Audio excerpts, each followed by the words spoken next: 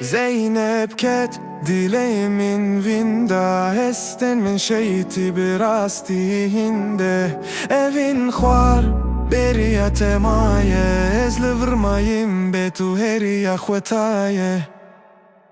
Zeynep geht, ich bin nur leere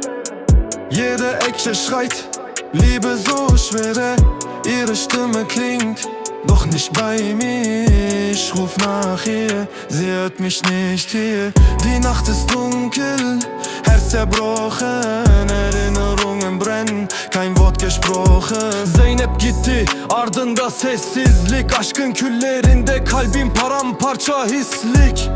İntikam değil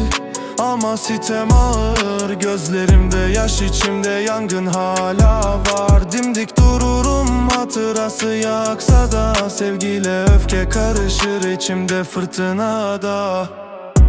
Die Nacht vergeht, Schmerz bleibt hier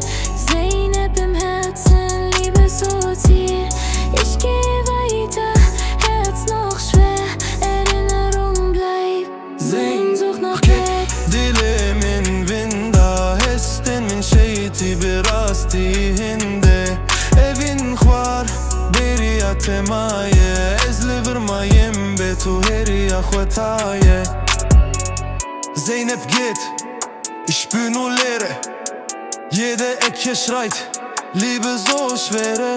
Ihre Stimme klingt, doch nicht bei mir Ich ruf nach ihr, sie hört mich nicht hier Die Nacht ist dunkel, Herz zerbrochen Erinnerungen brennen, kein Wort gesprochen Zeynep gitti, ardında sessizlik Aşkın küllerinde kalbim paramparça hislik İntikam değil ama sitem ağır Gözlerimde yaş, içimde yangın hala var Dimdik dururum hatırası yaksa da Sevgiyle öfke karışır içimde fırtınada Die Nacht